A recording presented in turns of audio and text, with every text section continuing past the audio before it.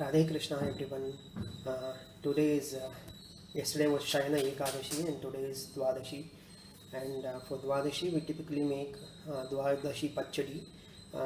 So for this, without any further delay, I'll tell you what are the ingredients. It's a wonderful dish. It's a very simple dish, and it goes very well with hot rice. And if you have made pulav or pongal, it goes very well with that as well.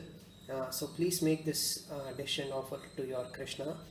For this, what I have done is I have taken one nice plump gooseberry and I have grated it nicely.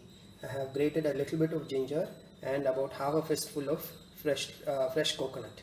So we have to blend all these three ingredients along with a bit of rock salt first. Coarsely blend it, and then we have to mix it with about quarter liter of yogurt or curd. So that's how simple this dish is. Let's see further how to make this. I have transferred everything into a mixer jar. Now I will add about a ladle of water so that it blends nicely. So friends, this is how coarse it should be. It should not blend very well, but at the same time there should be some amount of water so that the juices from the gooseberry and coconut will come out. So this is how it should be. Now let us transfer this to the curd. So I'm transferring everything to the curd now, and we have to mix it well.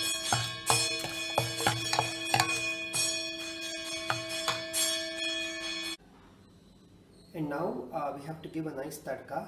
For this I have about 2 diced green chilies, some curry leaves, jeera, mustard, and a bit of ghee, and a pinch of hing. So it's important, friends, to add a lot of mustard and jeera because this particular dish needs a lot of a very strong seasoning. So make sure that you are generous with your mustard and jeera quantities. So friends, tadka is ready. As you can see, it's nice and splattering. So I'm going to transfer that to this dish, and I'm also adding a bit of cilantro for garnishing. So that's it, friends.